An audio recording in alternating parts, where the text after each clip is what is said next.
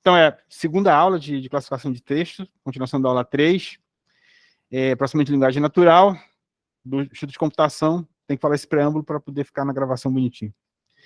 Tópicos especiais em RI. Então, na aula passada, a gente começou a ver o problema de aprendizagem supervisionada em texto, que consiste basicamente em dado um documento de entrada, em um conjunto fixo e pré-definido de classe de saída. A gente quer predizer qual que é a classe do documento que a gente está colocando lá, um documento que não foi visto antes. Para isso, a gente precisa de um conjunto de treinamento de N documentos rotulados, onde a gente conhece a classe de cada documento desses, e o objetivo, nesse caso, é aprender um classificador capaz de mapear um novo documento para a sua classe correta. A gente está estudando para esse problema classificadores probabilísticos, né, que fornecem uma probabilidade do documento ou observação estar na classe. Há duas grandes famílias, os generativos, né, que constroem um modelo de classe que pode gerar os dados de entrada. A gente viu na aula passada o Naive Bayes como um exemplo de um classificador generativo, e hoje a gente vai estudar um classificador da classe dos discriminativos, ou aqui no caso aqui é o Logistic Regression, né? O Logistic Regression, ele é um exemplo discriminativo que é muito exemplar, muito característico dos classificadores que são usados na prática hoje em dia, na vida real, os que deram certo. Na Bayes funciona muito bem, ele é bem simplesinho, mas, de fato, ele não deixou muitos descendentes, assim, talvez mais para a parte de tópicos, né, outras coisas. Os discriminativos acho que foram, até porque, por exemplo, depois a gente vai ver que eles generalizaram para os classificadores de sequência, tipo CRF, que são baseados basicamente na mesma ideia de classificadores discriminativos. A gente vai ver aqui, quando a gente vai ver classificação de sequência. Beleza, então, o Naive Bayes foi o que a gente viu na aula passada. A gente passou por toda a justificativa do Naive Bayes. No final, nós vimos um exemplinho dos Naive Bayes na biblioteca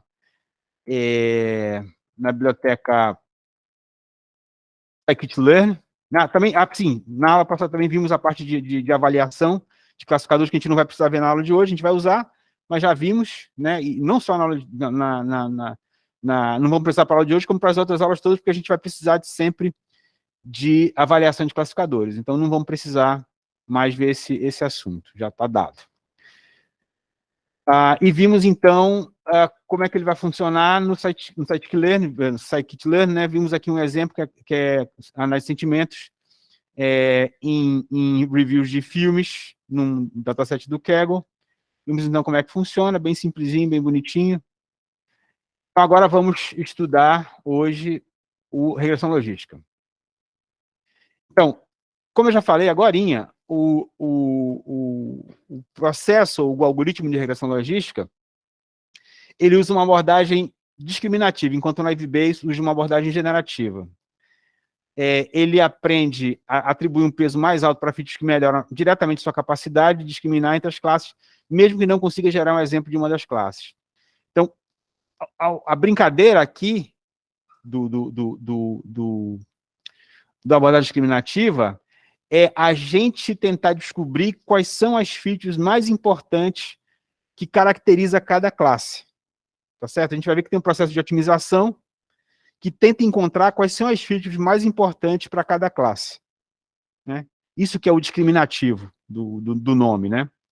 E vai tentar computar diretamente P de DC, sem usar para isso, digamos, como a gente faz no caso da Naive Bayes, os pesos aprendidos no processo de treinamento. Aqui, os pesos são das features diretamente.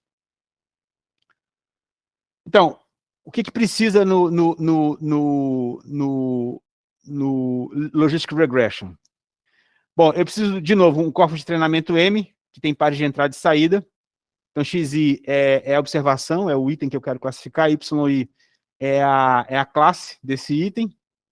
Eu tenho que ter uma representação de features de entrada, que eu estou representando aqui como X1, X2, Xn, como se fossem componentes do N.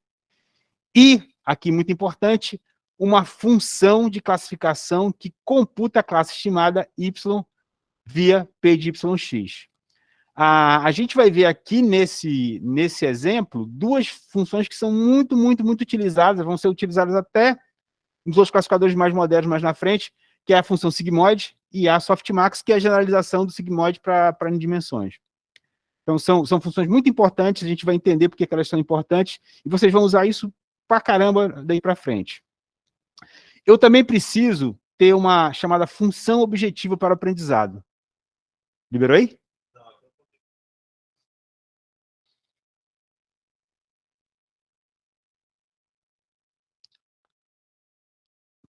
Uma função objetiva para aprendizado. A ideia é que essa função objetivo, ela é a grandeza que eu preciso otimizar para descobrir quais são as melhores features, né? Geralmente, isso vai envolver a minimização de erros dos exemplos de treino. Então, eu vou comparar o que eu estou gerando com os dados que eu tenho de treino e vou tentar chegar nessa função. A função que é usada em muitos casos é essa cross entropy loss. A gente vai ver essa função daqui para frente. E, é claro, como eu não consigo varrer todo o espaço de possíveis soluções, ao invés de tentar fazer isso exaustivamente, a gente usa um algoritmo de otimização, que nesse caso é o algoritmo do gradiente descendente estocástico. O estocástico é o mais simplesinho de usar, mas pode ser outras variações aqui, ao invés de estocástico. Por exemplo, o médico, eu acho que inclusive que usa nas bibliotecas que tem por aí. Mas é basicamente a mesma ideia, eu vou mostrar um pouquinho desse algoritmo aqui. Então, vejam que ele é consideravelmente mais complicado que o Naive Bayes, tá certo? Mas é também, digamos, para problemas mais sérios, ele é mais poderoso.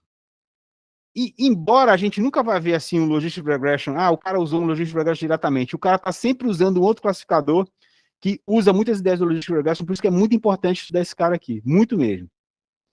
Vocês vão ver pedaços desse cara, por exemplo, lá nas redes neurais mais modernas, no CRF, no LSTM, tudo vai ter pedaço do Logistic Regression, por isso é bem interessante ver como é que ele funciona aqui. E as ideias são muito parecidas com de outros classificadores. Beleza. Como é que funciona o treino e teste? O treino e teste, o treino basicamente consiste em ajustar esses pesos W e B que são usados pelo gradiente descendente usando o gradiente descendente e a função de otimização, que é a cross entropy loss, com base nas instâncias de treino. Esses pesos W e B, eles se referem às features, são pesos que eu vou atribuir às features, né? Então, esses pesos, ajustando, eu consigo estabelecer quais são as features que melhor discriminam cada uma das classes. Então, esse é o treino, a gente vai ver aqui detalhes daqui a pouco sobre o treino. E o teste significa, o teste é feito, dado uma instância x, eu vou contar P de yx, ou seja, qual é a probabilidade da classe y, dado a instância de teste x, e vou retornar um rótulo com uma probabilidade. Y1, a observação x pertence à classe, y igual a 0, a observação x não pertence à classe. Então, basicamente, esse aqui é o teste. Vou mostrar aqui exemplos daqui a pouquinho. Bacana. Então, ideia geral, aprender a partir do conjunto de treino um peso WI. O peso WI, ele determina qual que é a importância da feature xi para a decisão de classificação. Esse cara é um número real positivo, se x está associado à classe, e negativo caso contrário, né? Então, ele vai determinar a importância da feature, das várias features. E eu também tenho um termo de viés, ou um bias B, que é somado às features ponderadas. Então, o que eu vou gerar no final das contas é um valor Z, né, para cada, digamos, para cada feature, né, considerando todas as features, que é dado por esse somatório aqui. Peso da feature I vezes a feature I, vezes o valor da feature I, de I igual a 1 até N, mais o bias. Ou se eu quiser representar com notação de produto vetorial, Z é WX mais B. Então, o que eu estou gerando aqui, no fundo, é um vetorzinho, né, das features. Tá legal? Beleza. Bom, esse Z que a gente gera por esse produto vetorial aqui, ele não necessariamente é uma probabilidade. Ele vai variar de menos infinito a mais infinito. Isso é muito ruim se a gente quiser usar na prática e quiser interpretar o resultado e quiser usar esse resultado para alguma coisa. Dependendo da função, dependendo das features, dependendo do que vai acontecer aqui, esses números podem variar bastante de um lado para o outro, e a gente não teria, digamos assim, uma uniformidade na decisão e nem um racional para descobrir quando é que as coisas foram classificadas corretamente ou não. Por causa disso, é que a gente usa essa função sigmoide, alfa de z, para criar uma probabilidade.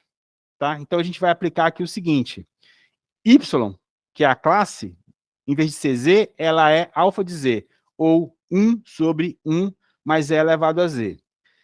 O que esse cara faz na prática, dá para a gente ver melhor nessa figurinha aqui. Né? Então, esse cara, ele vai achatar os valores grandes de z aqui nas pontas, tá certo?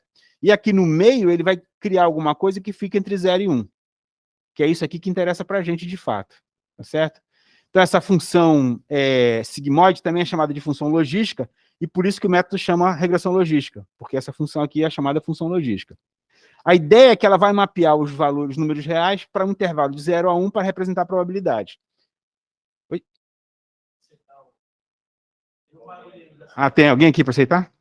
Depois eu tenho que pegar os e-mails de todo mundo para poder colocar, porque aí não vai acontecer mais isso. Tem que fazer isso mesmo. Depois eu peço lá no Discord os e-mails. Beleza. Então, a ideia é que esse cara, ele é quase linear quando ele está próximo ao zero, estão vendo aqui? Mas os valores muito altos ou muito baixos, eles são esmagados, né? Os outliers, eles vão ser esmagados, né? E é muito importante que essa função aqui seja derivável, porque mais na frente isso aqui vai ser útil, para a gente poder... o processo de otimização vai usar essa derivada, certo? Então, a função sigmoide, cara, é tipo o canivete suíço do machine learning, né? Serve para um bocado de coisa, principalmente porque ele é capaz de gerar um valor que parece uma probabilidade, que, digamos assim, soa como uma probabilidade, tá? Transforma. Acho que transformar em probabilidade é meio forte demais, mas, de fato, o efeito que a gente quer é isso. Tornar alguma coisa que a gente olhe e diga assim, tá, eu entendo o que está acontecendo. Né? Porque o Z aqui, ele dá um valor qualquer entre 0 e 1. Peraí, que eu tenho que mudar aqui a minha aba. É mais ou menos uma normalização mesmo. Tá? É mais ou menos uma normalização. Tá? E isso é usado, cara, vocês vão ver função sigmoide espetado na ponta de tudo que é rede neural que tem por aí. Justamente para o mesmo efeito. Beleza. Então, o que vai acontecer aqui? Então, a gente vai garantir que as probabilidades da classe somam 1.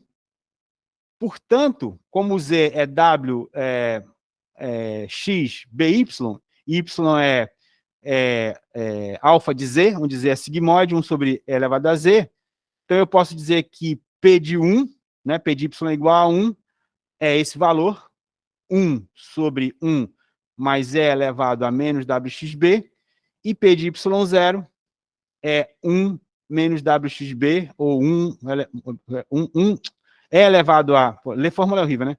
E elevado a menos WXB, 1 mais E elevado a WXB. Geralmente, esse valor do threshold aqui ele pode variar.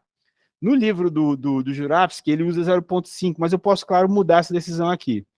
Então, a ideia é que se essa probabilidade de y dado x é maior do que 0,5, a gente diz que o cara pertence à classe e 0 caso contrário. Pode mudar esse threshold, né? Pode mudar. Mas, assim, 0,5 é razoável. Se a gente confiar que a transformação do sigmoide está gerando, está distribuindo corretamente, né, no espaço entre 0 e 1, esse cara é um cara legal. Dá para a gente usar.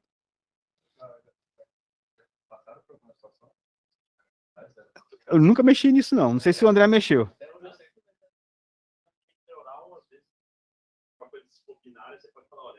Próximo do 0,5, não sei. Eu prefiro não chutar, né? Uhum. Você joga nos mais altos. Mas geralmente você usa softmax, não usa sigmoide também. Já vamos falar aqui do softmax. Beleza. Agora, já dá para falar sobre aprendizagem, né? Bom, então, o que eu quero fazer? Repetindo aqui, eu quero aprender quais são os valores WI e B que satisfazem o Y estimado o mais próximo possível do verdadeiro Y para a instância de treino. Então, o que a gente vai fazer, no fim das contas, é computar vários valores do Y estimado, dado essa formulinha aqui, as formulinhas do P de X, do P de Y, e comparar o valor estimado com o valor verdadeiro de Y que a gente conhece a partir das instâncias de treino. Então, a gente pega a instância de treino, né? Usa a formulinha para calcular a classe, compara os dois, certo? Se eu estiver acertando, significa que os pesos estão corretos. Se eu estiver errando, significa que os pesos não estão bons, né? Aí eu preciso de um jeito de ir ajustando esses pesos até que, para a maioria dos casos, eu tenha o Y estimado igual ao Y que está no treino. A pergunta é, como é que a gente vai variar esses WI e B? A gente poderia variar aleatoriamente, a gente não podia variar discretamente, porque esses números são inteiros, então, são reais, então a gente não consegue gerar todos os possíveis caras que dão a diferença, né? Então a gente precisa de um processo menos bagunçado e mais organizado para investigar esses caras. E também a gente precisa, de alguma maneira, de comparar esses dois caras para dizer se a gente está perto ou está longe, né? Então, o processo, a métrica que eu uso para comparar o meu Y estimado, né, durante o processo de treino e Y verdadeiro, é a chamada função de perda ou função de custo, né, que estima o quão diferentes são as estimativas Y, a Y estimada e o Y real, a classe estimada e a classe real.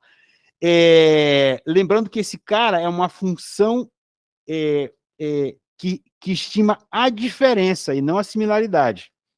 Isso faz diferença no processo, tá? Uma das funções que é bastante usada é o tal do cross entropy loss, que a gente vai usar aqui um bocado, né? Tem outras alternativas, mas o cross entropy loss acho que é o mais usado aqui. O slide ficou um pouquinho grande. Bom, então esse é o cara que eu uso a cada passo para dizer assim, eu estou longe ou estou perto. Né? Um cara que eu olho, comparo. Eu só me lembro de programação genética. O quão mais fácil isso é em programação genética, né? Só que ninguém gosta, né? Pois é. Mas isso aqui é a beleza do fitness. Isso aqui é a beleza do fitness. Bom, mas então, essa função de custo, que inclusive tu pode usar essa aqui, né, lá, se quiser.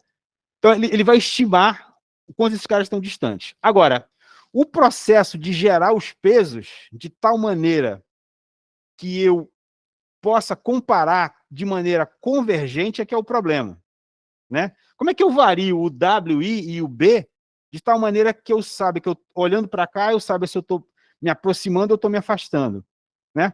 Por exemplo, uma maneira seria assim, eu vou pegar os números inteiros. 1, 2, 3, 4, 5, 6, 7, mas pode ser que o mínimo, o máximo local, ele esteja em algum buraco entre o 0 e o 1. E eu nunca vou chegar lá se eu não tiver uma maneira, digamos, mais educada de fazer isso, né? Eu poderia fazer aleatoriamente, mas eu ia levar talvez a vida inteira fazendo isso. Então eu preciso de um processo organizado, né? Metodológico, assim, metódico para fazer isso, tá? E a resposta para isso são o que o pessoal de PO chama de solver, ou otimizadores, né? No caso, o que a gente vai usar aqui nos slides e no laboratóriozinho, esse algoritmo, o padrão é o famoso gradiente estocástico descendente, né? Ele não é o único possível, por exemplo, em sequências, o algoritmo de Viterbi é mais interessante, mas esse cara, ele funciona bem. O objetivo desse cara é minimizar a função de perda a cada passo de iteração, ou seja, ele é um otimizador, né? Um solver, como o pessoal de otimização gosta de falar, né? Ele é um otimizador. ele é um cara que tenta otimizar os pesos para alcançar esse mínimo da função de perda. Tá legal? E ele é muito, muito utilizado. Fala. Aleatoriamente. Aleatoriamente. Também. Pois é, mas o interessante é que a convergência acaba acontecendo. Porque assim, tu podia tentar escolher um ponto mais próximo para tu chegar. Porra, mas se tu tá perdido, como é que tu vai achar o ponto mais próximo? Tu não sabe de qualquer maneira. Então tu tem que aleatorizar esse pedaço também. Pode demorar muito mais para escolher uma semente ruim para iniciar. Geralmente tu bota estandarte, tipo assim, pega uma distribuição normal com média zero, padrão aí de 1, ele vai sacar números entre -1 e 1 na maioria e botar lá, que aí já vai ficar mais próximo do que é esperado do regressão logística. Agora, se o mínimo global da função, eu sou muito perto do local, né? E aí a gente está percebendo, aí chegou no mínimo local. Aí é que tá, né? Quer dizer, essa altura do campeonato, pô, essas funções são tão conhecidas e já foram tão rodadas, né, que as implementações elas já se preocupam com esse troço. A gente pode dar um azar danado, mas o fato é que, pô, essa altura do campeonato, esse azar não acontece tanto assim, né?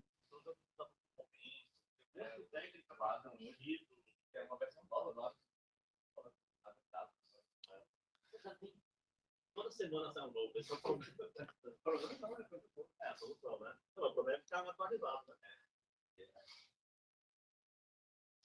Beleza? Então, esse cara é o gradiente estocástico descendente. Vamos já ver aqui como é que ele funciona mais ou menos aqui. Vamos dar uma ideia geral aqui de como é que esse bicho funciona. Tá? Bom, antes disso, vamos olhar um pouquinho como é que vai funcionar a Cross Entropy Loss Function, né? Lembrando, essa aqui é a função objetivo. É a que a gente quer otimizar. O que a gente quer é que quando eu aplico essa função, dando como argumentos o y previsto naquele ponto da iteração e o y real no treino, né? Eu quero que essa diferença seja pequena. Então, eu quero cada vez menor, tá? Então, o objetivo dessa função é garantir que os rótulos de classe corretos dos exemplos de treinamento devem ser os mais prováveis. E essa estimativa usa aquela mesma ideia da máxima verossimilhança condicional, ou LME. Então, eu vou escolher os parâmetros W e B que maximizam a probabilidade logarítmica dos rótulos Y verdadeiros dadas as observações X. Então, a função resultante é essa perda de probabilidade logarítmica negativa, chamada de perda de entropia cruzada. Então, vamos lá, o Cross Entropy Loss Function. É bem simplesinho, olha. Eu faço y log de y, chapeuzinho, mais 1 menos log de 1 menos y chapeuzinho. Essa função aqui, o truque é exatamente isso aqui. Se vocês forem ver aqui, toda vez que esse cara aqui cresce aqui, nesse termo, ele diminui desse lado. Né? Então, basicamente, eu quero saber assim, quem vai ganhar? É o y ou o log de y chapeuzinho? E esse cara vai ser pequenininho quando eles ficarem bem próximos. Né? Para que lado que eu estou puxando? Basicamente, essa aqui é a ideia. Né?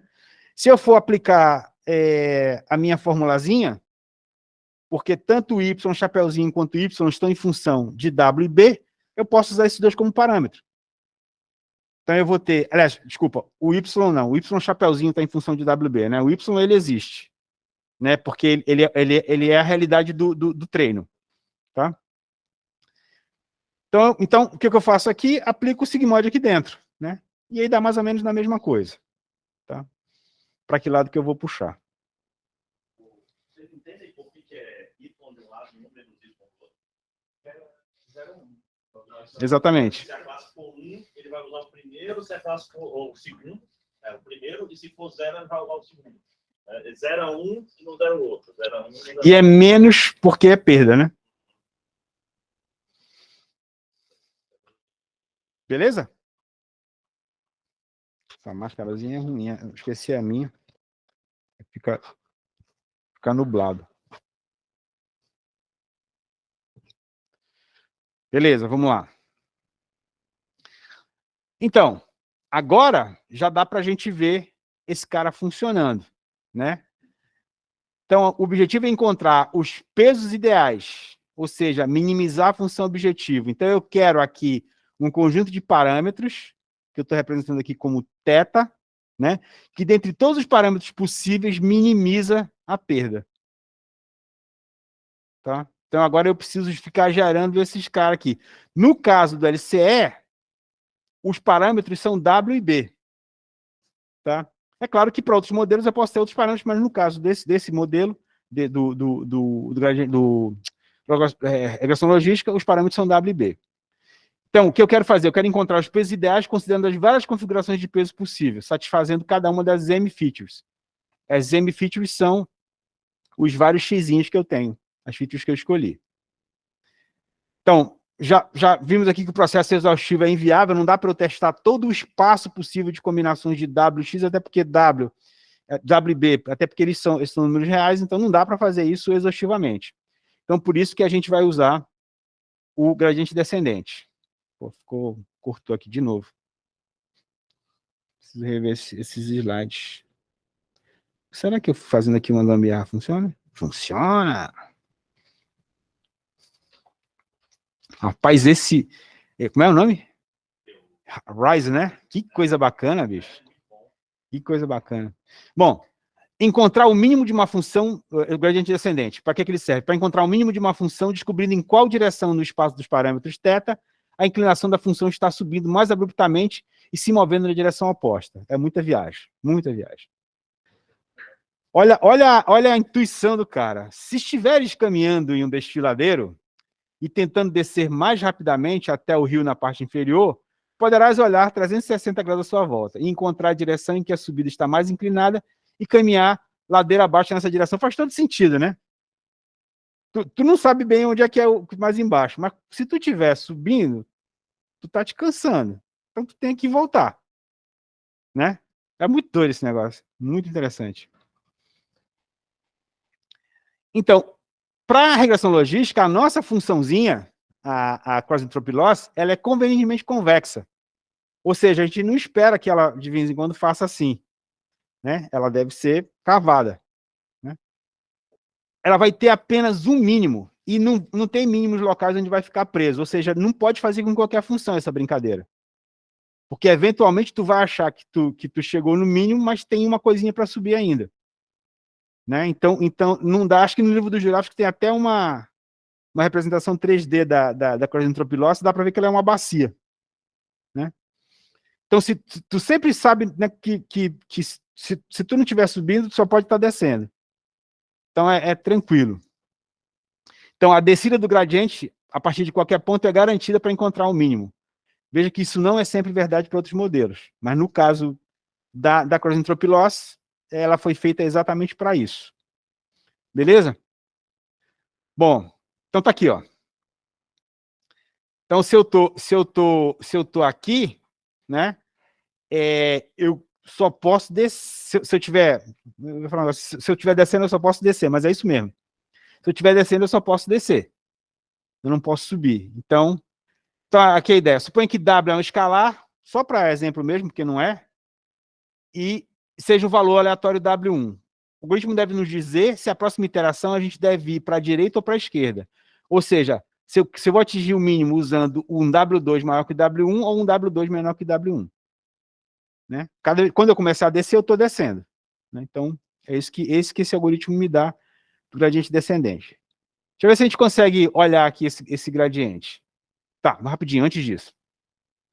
Gradiente de uma função de muitas variáveis é um vetor apontando na direção do maior aumento. Ele é uma generalização multivariável da inclinação, que a gente está acostumado a ver, acho que em algum lugar da física aí. A magnitude da movimentação é o valor da inclinação ao gradiente ponderado por uma taxa de aprendizado eta. Eta. Vai ser eta.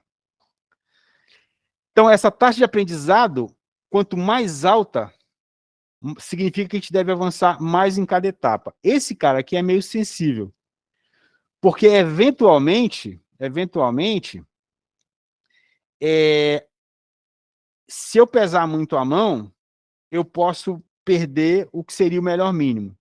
Por outro lado, se ele for muito baixo, o processo pode demorar muito a convergir, né? Então, eu preciso ter um pouco de cuidado na especificação desse cara.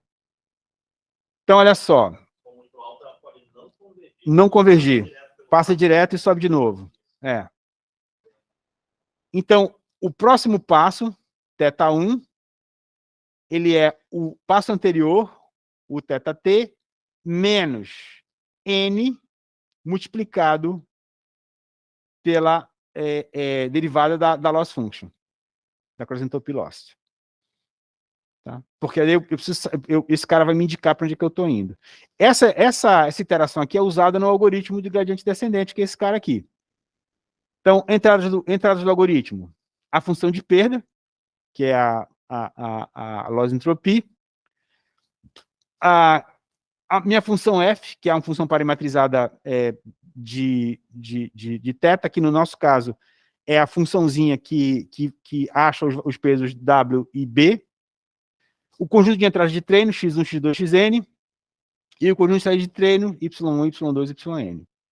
Começa com θ igual a 0, e aí vem, para cada par de treino em ordem aleatória. Tá? Então, eu pego qualquer um.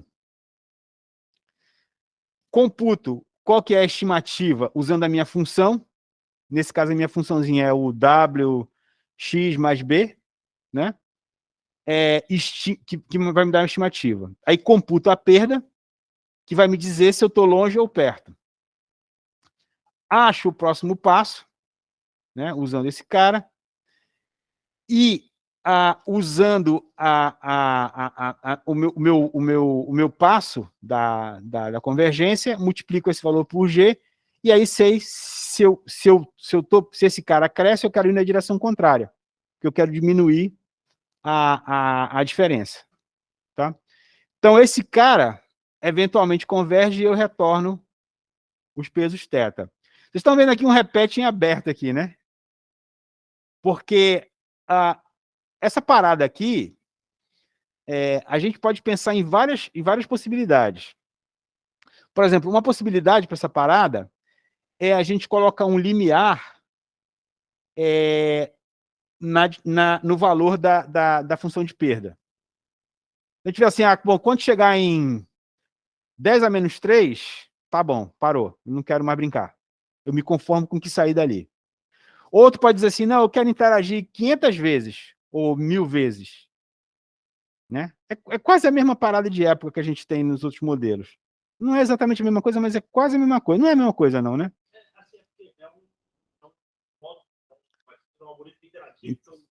Todos eles vão ter ou de interação, isso. Ou é diferente de uma interação para outra, ou é perda mínima. Então, a gente vai ver lá na implementação do scikit-learn que dá para a gente mexer nesse parâmetrozinho ali, né? E agora, não sei se essa experiência, por exemplo, do André, mas a minha experiência é que esse parâmetro ele é bastante sensível, né? O pessoal não mexe muito nele, não. Né? Porque tem o que está funcionando, tu mexe um pouquinho, aí escangalha tudo. Né? Mas ele é meio difícil de domar. Como é difícil de domar o etazinho? Ele é meio difícil de domar. Bom, mas vamos dar uma paradinha aqui para a gente recapitular tudo que a gente viu até agora, porque esse cara aqui, digamos, esse cara aqui é o aprendizado. Então, vamos lá. O que a gente tem? A gente tem as instâncias de treino, certo? E a gente sabe, para cada instância de treino, qual que é a classe correta, né? Fornecida aqui como entrada. Certo? Então, dadas essas instâncias de treino, então veja só, eu vou aqui para cada par de treino. Tá certo? Cada par de treino. Então, eu vou examinar aqui exaustivamente todos os pares de treino. Tá bom? Mas eu vou fazer isso várias vezes. Tá? Porque eu quero convergir. Bom, então eu vou computar a estimativa, computar a perda. Da perda eu vou computar o passo. Do passo eu vou mudar os parâmetros e vou fazer isso de novo. Ao final das contas, eu vou ter os parâmetros retornados. Então, algumas coisas aqui importantes que já dá para ver de cara aqui nesse algoritmo. Primeira coisa, se eu quiser ter uma estimativa boa, né, eu preciso ter cuidado com o quê? Com as instâncias de treino. Né? Porque se eu preciso aprender os parâmetros que representam como é que as classes vão ser discriminadas, representado aqui pelo θ, são os parâmetros do modelo, eu preciso que seja, deverá ser possível que esses parâmetros representem bem o que a entrada tem. Então, essa entrada, primeiro, ela precisa ser de um tamanho considerável, ou seja, eu preciso ter um número considerável de instâncias de treino. Mas isso só não é suficiente. Eu preciso ter diversidade. Tá? Essas instâncias de treino precisam ser representativas. Isso vale para esse modelo aqui, está bem claro por que isso é necessário. Porque quanto mais exemplos eu tiver e mais diversos eles forem, melhor vai ser a minha discriminação. Tá? Se todos os parâmetros forem iguais, todos os exemplos forem iguais, eu vou saber quais são os parâmetros para aquele conjunto de instâncias. Mas eu não vou conseguir generalizar para outros parâmetros de instância. Isso é o que se chama de overfitting. Né? Então, além, digamos, de calibrar o processo mudando os parâmetros que a gente tem aqui, a escolha das instâncias de treino é fundamental para a gente poder ter um resultado interessante. Né? E isso não tem a ver só com a quantidade de instâncias de treino, mas principalmente com a qualidade de instâncias de treino. Né? E claro, também tem uma coisa que está aqui escondida, mas eu acho que é interessante falar, que é esse N aqui. Né? O que esse N representa? Não. Sabia que vocês iam falar isso. Features. Não, o N é a quantidade de instâncias, mas eu quis falar das features. Tanto em cima quanto embaixo. Porque quanto mais features eu tiver, melhor eu consigo caracterizar aquele objeto que eu estou querendo classificar. Né? E tem uma coisa que é uma desgraça aqui, que por outro lado, quando o número de features é muito grande, é muito difícil que eu consiga um valor de feature, de cada feature, para todos os objetos. Né? Isso que se chama de maldição da dimensionalidade. Né? Se eu tenho muitas instâncias e eu tenho muitas features, é muito provável que determinadas features elas só apareçam em determinadas instâncias. Então, eu acabo não aprendendo muito bem como é que essas coisas se distribuem. Isso é um problema muito grave quando a gente vai fazer a modelagem. E, por exemplo, é a razão pela qual é muito difícil fazer classificadores de texto que funcionem muito bem. Porque quais são as features? A gente viu na aula passada. Quais são as features que a gente usa no caso de texto, de documentos textuais? São as palavras. Tá certo? Se tu pensar que, sei lá, um vocabulário com... Quanto aí, André? Uns 10 milhões de palavras.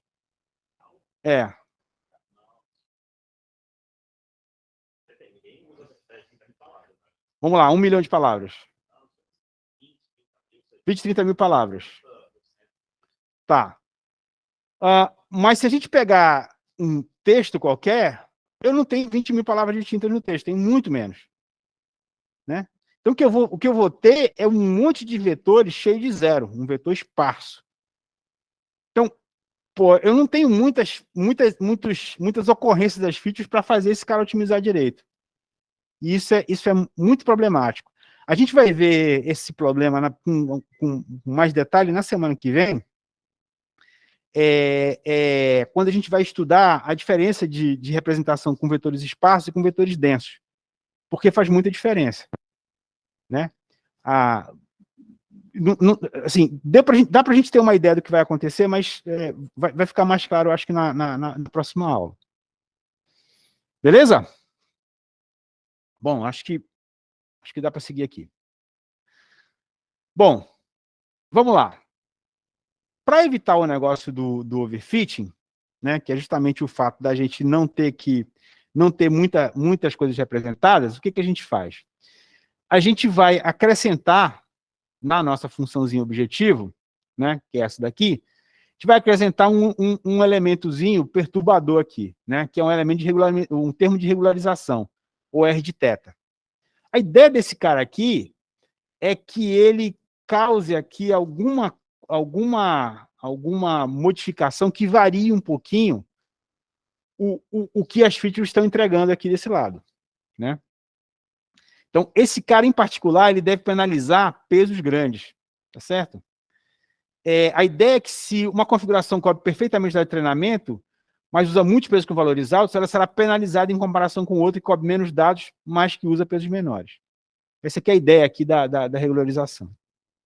Tem alguns esquemas de regularização por aí, né, na literatura e na prática, nos pacotes. Eu acho que das mais usadas são a L1 e a L2. A L2, chamada também de Ridge Regression, ela é baseada na distância euclidiana dos vetores. Então, o que ela faz aqui, basicamente, é penalizar o cara computando aqui o quadrado, somando aqui o quadrado dos vetores, da quantidade de configurações. E a L1, ela usa a distância de Manhattan. Tá? Ou seja, uma é o quadrado e outra é somente a norma do vetor, tá? Dos pesos. Então, é a mesma ideia, só que nesse caso eu vou usar a regularização. Né? E tem uma outra que como é que chama? Regularização Elastic Net, que mistura as duas aqui, e esse peso alfa, ele determina qual que é o peso de uma e de outra. Então, além aqui eu tinha esse peso alfa, que ele determina a importância da regularização no processo de aprendizado. Agora eu tenho essa alfa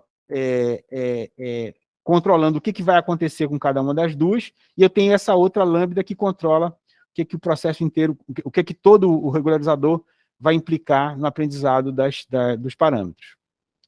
Um comentáriozinho aqui.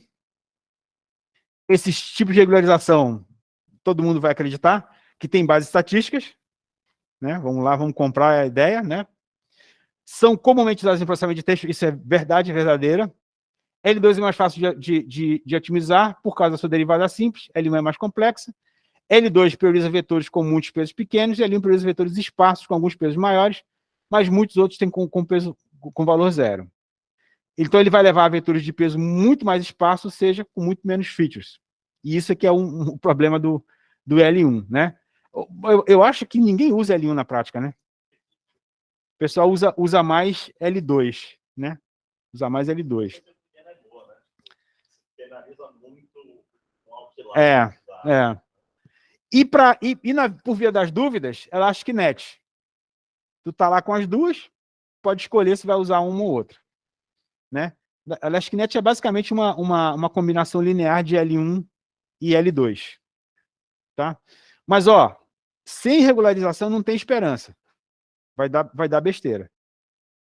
Então, tem que usar mesmo. Tá? E na prática, né, sempre vendo os códigos dos caras usando. Né? Porque, na prática, dá muito certo. É bonito isso, né? Todo um argumento da justificativa do porquê que o gradiente estocástico, porquê que a loss entropy function ela é convexa, aí o cara diz assim, bom, mas não funciona, bora botar aqui bora chacoalhar aqui, né? É incrível como isso é comum, né? É realmente bom. Então, tipo, se tiver uma característica que todo mundo da classe A, por exemplo, positivo ou negativo, todos os negativos têm a palavra não.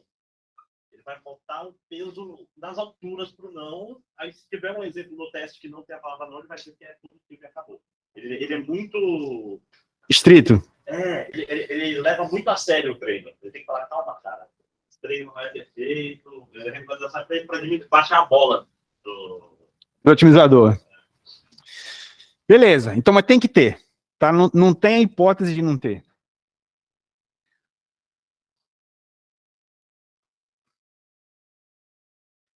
Beleza.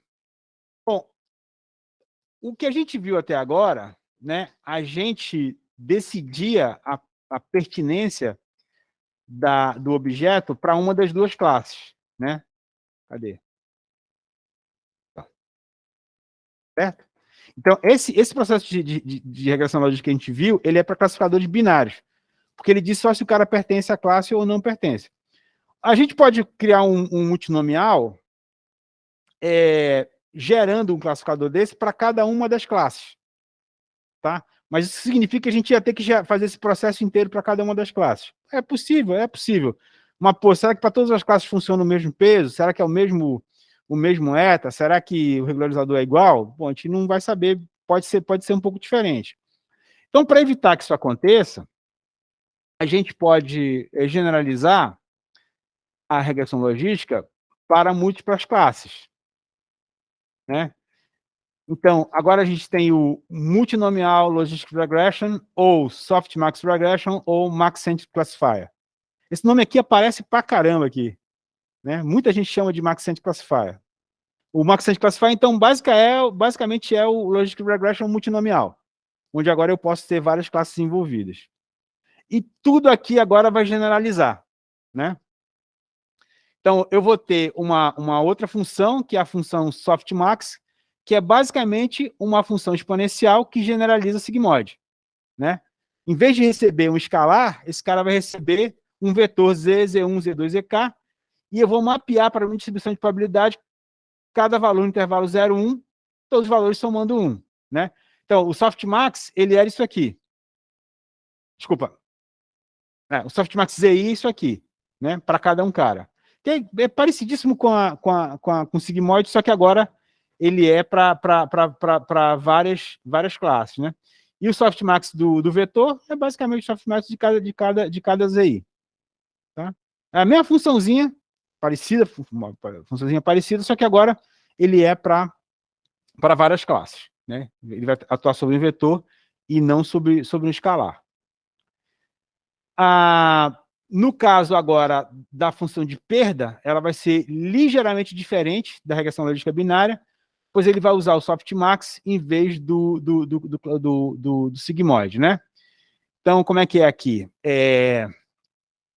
O LCE, né, a perda entre o estimado e o real, né, ele vai usar essa ideia aqui, ó.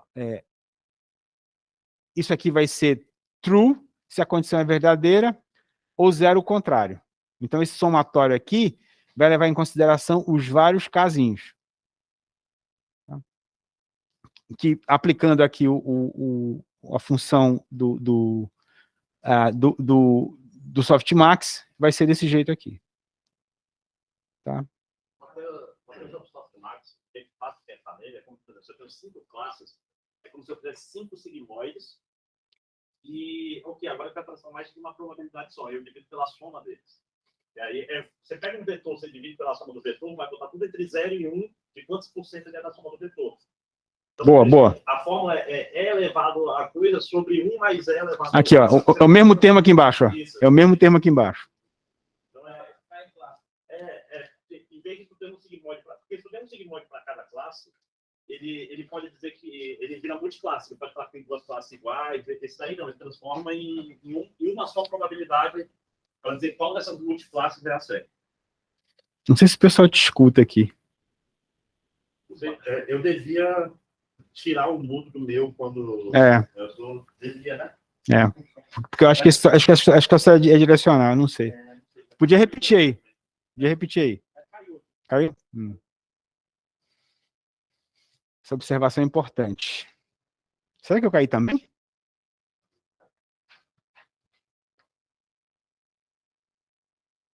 Não, estou aqui. Eu tô na Wi-Fi. Galerinha está aqui. Faz esse adaptador Ethernet que eu comprei, o maior investimento que eu já fiz. Muito bacana, cara. E tem uns que já vem com tudo, HDMI, caramba, é USB.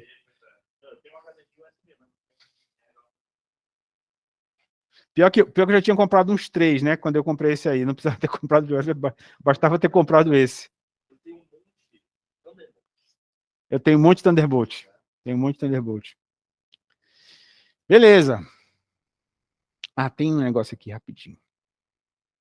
É o regressão logística dessa Naive Base. Ele ficou escondido. Deixa eu mexer aqui nesse slide, que ele devia estar aparecendo como um slide separado, acabou ficando preso aqui. Mas eu já sei o que é.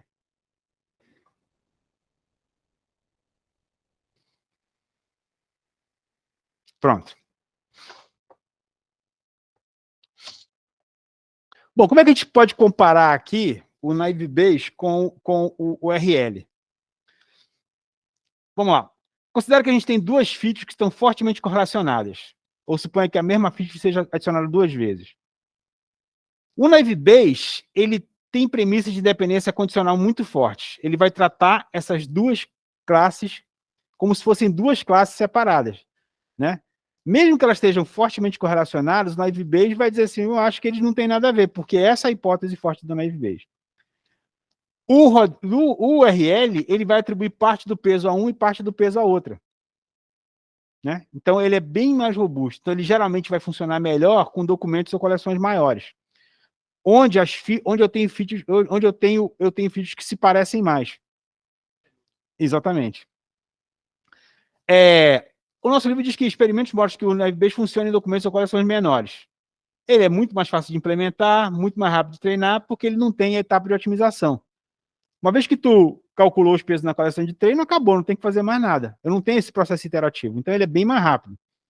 Se a gente variar o parâmetro os parâmetros do URL, a gente vai ver isso claramente. Tá? Então, o Naive Base, como eu falei, acho que foi na aula passada que eu falei, ele é um Fusca, assim, né? Um Fusca que é confiável. Ele não é muito bonito, ele às vezes quebra, mas ele se tu quer ir no supermercado, quer ir na Cadatia, ele vai funcionar. Né? Talvez ir para o Presidente Figueiredo é meio arriscado. Né? Mas para ir na Cadatia, ir para o supermercado, né? E levar o menino no colégio, funciona bem. Tá? E fora que alguém vai dizer assim, pô, só sabe esse aí, só tem esse Fusca. Fala, Arthur. Essa diferença de qualidade de documento maior pode ser pela maior quantidade de features? Exatamente. Muito pequeno, você tem muita diversidade, que é meio difícil de acontecer. É meio difícil de acontecer. Ele pode quebrar também. Tá? É exatamente por causa disso. O Naive é ingênuo, né? Então ele é enganado por features muito parecidas, muito facilmente enganado. Então esse é o problema do Naive Base. Bom, tem um monte, né? A gente só falou aqui, deu um exemplo do generativo, que é o Naive Base, demos um exemplo discriminativo, que foi o Logistic Regression, mas tem um monte de outros, né? A gente vai ver Hidden Markov Models, vamos ver LDA, acho que não vai dar tempo de ver. Acho que, eventualmente, se alguém for mexer com tópicos, vai mexer com LDA, mas eu acho que não é o caso. Neural Nets, vamos ver. SVM, acho que não. E vocês vão fazer agora Random Forest, que são, na realidade, generalizações do Decision Trees. Então, esses caras também são discriminativos, mas, ao contrário do Logistic Regression, que é contínuo, as Decision Trees e Random Forest são discretos. No seguinte sentido, a otimização no Logistic Regression, eu preciso do otimizador para poder gerar os intervalos, já que ele é contínuo. Na Random Forest, os passos de otimização eles são discretos. Né? Eu não tenho um processo de otimização contínuo, como eu tenho no caso do Logistic Regression. Tá? Então, embora a gente pegue um pacote desse com um scikit-learn e tem tudo a mesma interface, eu rodo o mesmo conjunto, é super fácil, esses caras eles são essencialmente diferentes da maneira como eles funcionam. E eu acho que é muito importante, se alguém for trabalhar seriamente com Machine Learning, entender o princípio de funcionamento desses classificadores, porque isso explica muita coisa do comportamento deles e da aplicação. Né? Eu até acho engraçado quando a gente, às vezes, pega paper, né, e o cara, testa com todos os caras, e claramente para o problema dele, não se aplicaria o Naive Base de jeito nenhum, não tem nem por que o cara colocar lá para encher linguiça. Né? Mas é muito estranho que as pessoas façam isso, porque você podia desqualificar qualitativamente, né, com uma frasezinha. Ah, esse cara tem muita feature, na FB vai se lascar. Ah, né? Ah, eu não vou poder usar o Logistic Regression porque, pô, a função lá, ela não vai ser muito convexa. Vou me lascar. Pô, vamos botar Random Forest. Mas ninguém faz isso, né? O cara parece que quer mostrar só que ele sabe um monte de modelo, pega todos esses da lista e... O cara pegava tudo no drop-down. É. Então, aí é difícil, né? Bom, vamos lá. Legal. Repeteco do final da aula passada. Igualzinho. Por isso que eu digo, né? No site, a interface é exatamente a mesma. Então, mesmo parangolé. Baixamos o mesmo arquivo, pegamos o mesmo dataset, está aqui o pedacinho dele, né? Então, dada aqui a frase, eu quero saber o sentimento. Nunca mais vou fazer isso de botar os slides escondidos aqui embaixo, que eu tenho que vir aqui e apertar o botãozinho. Pois é, essa é a única coisa que eu não gostei. Não funciona. O meu negócio não baixa. Nem no teclado, né? Mesma coisa, gerei aqui gerei aqui o Count Vectorizer, né, vocês lembram gerando as features que a gente fez na aula passada, esse cara tokeniza, gera, nesse caso, um grama, né, e aqui gera os contadores, esse aqui é aquela matriz documento termo, né, então tem a matrizinha que diz quantas vezes cada palavra do vocabulário que está na linha ocorre em cada documento que está na coluna. Ao contrário, né? A linha é o documento e as colunas são os termos. Os tokens, ou termos, ou palavras, ou qualquer coisa que a gente queira chamar. Aí vai fazer aquela mesma confusão lá de separar treino e teste, né? Eu acho que eu não sei se deixei claro na aula passada, mas essa coleção lá do Kaggle, ela tem um dataset de treino e um dataset de teste. Só que é o seguinte, o dataset de teste não está rotulado, porque é para competição. Então, ele não está rotulado. Eu só tenho o rótulo de treino. Então, a gente tá simulando o processo, pegando esse cara e separando em treino e teste. É isso que a gente está fazendo. Eu acho que no caso do de crimes lá de São Francisco, que está no trabalho, é o mesmo. É a mesma ideia. Tem que pegar a saúde de treino. Beleza. Bom, aí tá. Bom, aí começa um pouquinho da diferença, né? Então, eu estou chamando aqui o modelo, veja que é da biblioteca Linear Model, lembra da figurinha lá? Né? Estou importando o Logistic Regression. Aí eu estou chamando aqui esse cara para gerar um modelo, configurando esse cara para usar o solver Saga. O Saga, basicamente, é o Stochastic Average Gradient Descent. É o cara que a gente viu lá. Esse cara, ele tem o SAG e tem o Saga. O SAG, ele não deixa usar o L1. Eu não sei porque eu não estou usando aqui o... eu poderia estar usando o SAG também aqui. Eu acho que eu primeiro testei com SAG, com L1, deu ruim, aí eu peguei e voltei para o L2. Eu acho que foi isso que... A gente pode mudar aí daqui a pouco. Nesse caso aqui, eu tô usando 5.000 iterações, ou seja, eu estou forçando parar após 5.000 iterações no gradiente descendente. Eu estou controlando o número de iterações. E aqui é aquele pênalti da regularização. Esse 12, eu acho que eu copiei. Eu não testei, não mudei, não. Ah, não, L2, desculpa. Ah, não, que leseira. É que eu estou dizendo que eu estou usando L2. Eu estou usando L2. O pessoal do curso de Big Data pegou no meu pé outro dia, porque eu estava lendo o código em Java. Tô dizendo, esse Python aqui, o professor está escrito Java lá em cima.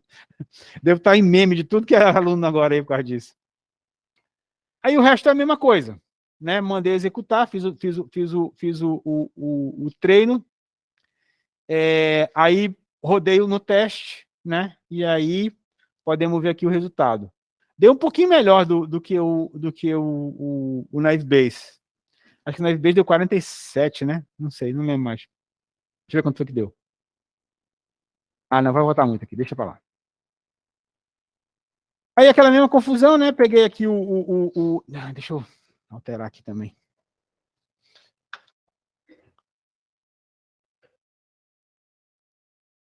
O que aconteceu agora? Sumiu o meu... Ah, não, tá. Tem que fazer um X aqui. Aí eu tenho que chamar esse cara de slide. E esse cara aqui de slide. Rapaz, esse negócio funciona muito bem, bicho. Muito legal, cara. Eu vou te contar um negócio. Vou colocar um desse pra C depois. Ixi, deu pau aqui. Ah, porque eu não executei os negócios. Tem que interpretar. Ah, eu vou ter que executar tudo de novo agora. Já tá tudo bonitinho. Vocês têm esse notebook aí, não tem? Bora dar uma brincada aí com esses parâmetros? É. Olha aí. Tá carregando. Tá. Beleza. Próximo. Virou distribuição. Quanto vectorizer, tem no teste. Aí, ó. Vamos lá, ver quanto tempo ele vai levar para treinar. Demora um pouquinho, tá vendo? Se fosse na Navebase, era do Trisca. Tuf, não tem otimização, né? Aí, vou aprender. Pá.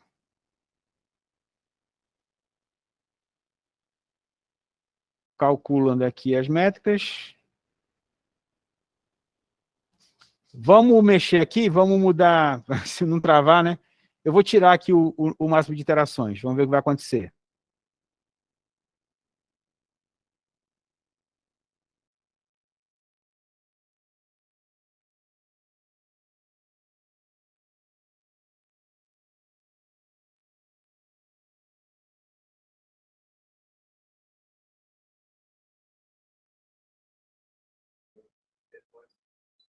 Ah, ele não convergiu, né?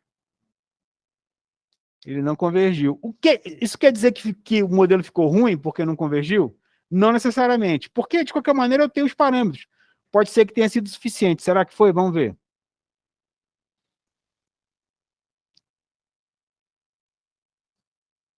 Mesma coisa. Não mudou tanto assim, não. O que pode mudar aqui, será que se a gente aumentar o número de iterações, vai mudar muito? Vai ficar melhor? Vamos para 10.000.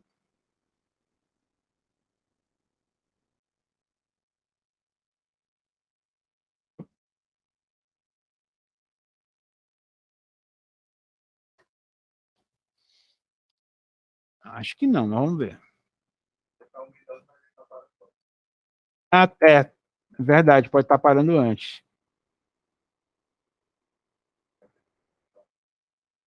Epa, o que aconteceu?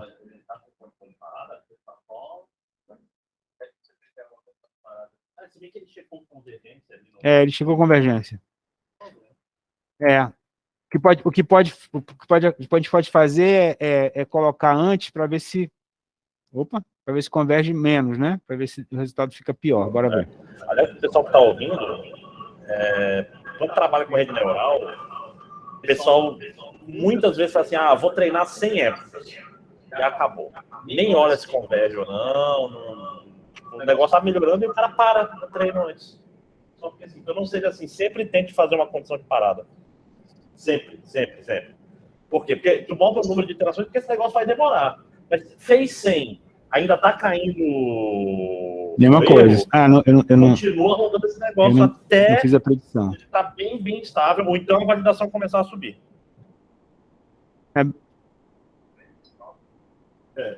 Isso. Bora sacanear aqui.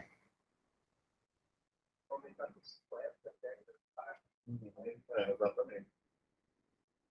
Vamos ver. Agora vamos ver.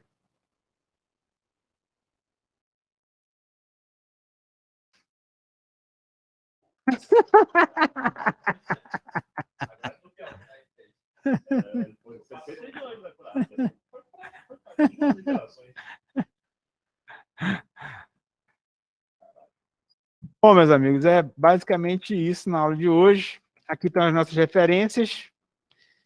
Então, a gente cobriu o capítulo 4 e o 5 do Jurafsky, né? Eu sempre digo que a aula é legal, transparência é legal, mas a substância está no livro, tá? Sempre isso.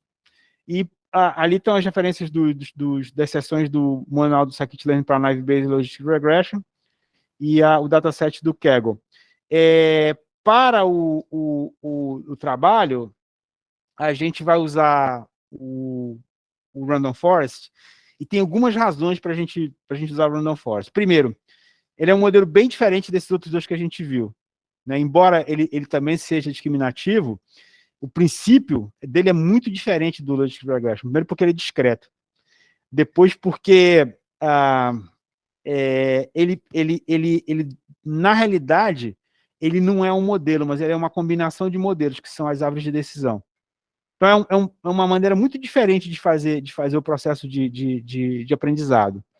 E o terceiro é que, não sei se o André vai concordar comigo, mas eu já vi muito exemplo de pesquisa que os caras colocam lá o Random Forest como baseline em classificação de texto, e ele perde, assim, sei lá, 0,01 do estado da arte, rede neural, capetão lá, né? Sendo que ele é muito mais rápido, porque ele também não tem essa otimização discreta que a gente viu aqui. Então, é sempre uma opção legal. Então, eu gosto sempre. Então, é isso, tá? Então, esses caras, eles talvez não sejam tão importantes assim no dia a dia, mas eles são importantes porque eles explicam, principalmente no caso do Logistic Regression, o funcionamento de vários outros modelos que a gente vai ver, a rede neural com certeza, mas os classificadores de sequência que a gente vai ver, a base desses caras é regressão logística. Beleza?